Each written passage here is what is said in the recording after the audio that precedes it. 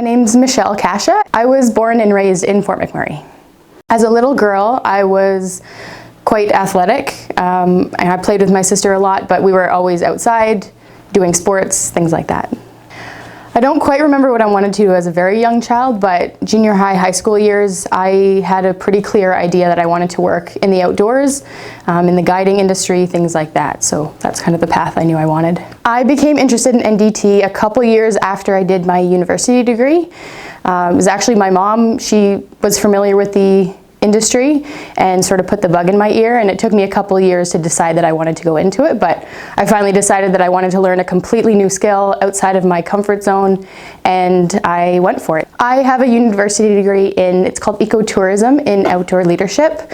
It's a 4-year degree, kind of combines sustainable tourism, leadership, and business all sort of into one degree. I was pretty set, before NDT, I was pretty set on the outdoor industry. So I worked as a mountain guide, and I also was part of the management team for an outdoor company in Western Canada for a number of years before I got into NDT. In the NDT industry, I have an ultrasound level 2 ticket, a magnetic particle level 2, and my liquid penetrant, and I did have my rope access ticket. My current role is I'm a working supervisor, so on the working side of it, I am currently a shovel inspector in a mine, NDT. So I use my UT and my mag particle on a regular basis and dealing with the client every day. And then I supervise 2 different crews, one at 2 different sites, both truck shop crews. So I have about 9 individuals that I look after, and I acquired that position after about 2 years of getting into the NDT industry.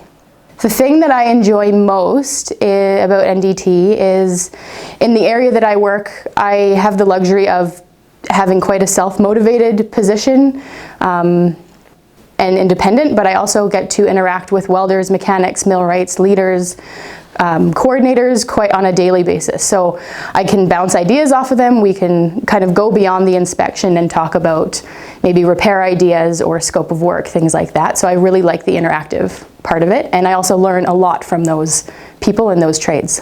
What I find the most challenging about the NDT profession, more so in the beginning of my career, was the interactions with the client, especially when they're under pressure and they put that pressure on us. So they want their job to go really well.